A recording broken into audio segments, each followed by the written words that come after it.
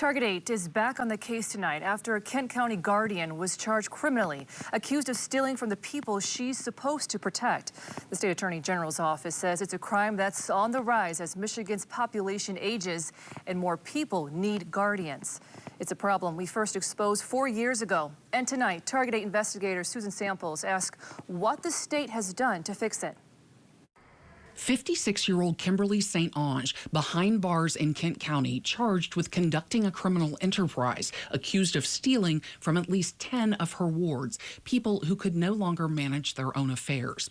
The mission is exactly what I love. In 2020, a different guardian faced a similar charge in Muskegon County.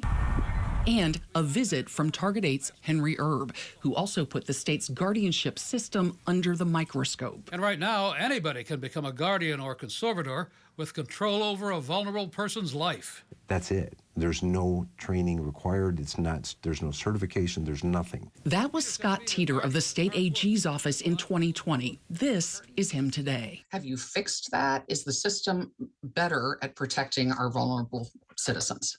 That's a really good question. Teeter is head of the AG's Elder Abuse Task Force, launched in 2019, intent on building more safeguards into the system. Has the task force succeeded in its mission over 5 years?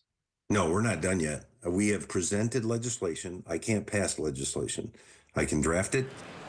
Among the drafts, a bill that would create an Office of State Guardian to certify and oversee guardians and conservators statewide. But it came with a $10 million price tag and never made it to a vote.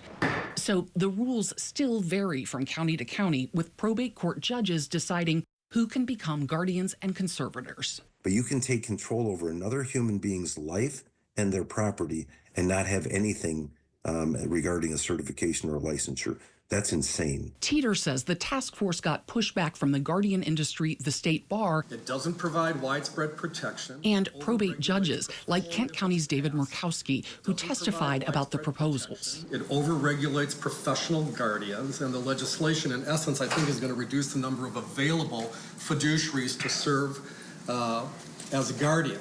Murkowski said reform advocates have failed to present empirical evidence showing the need.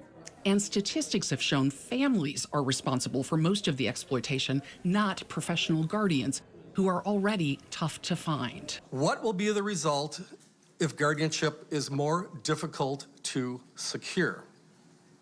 1, we're going to have an increase in homelessness.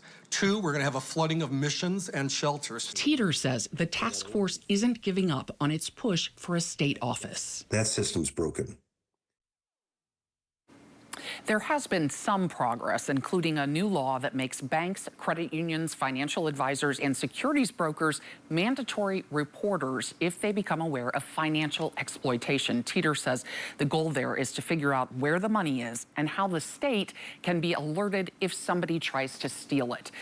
Teeter says there's a lot more to do, and the task force isn't stopping.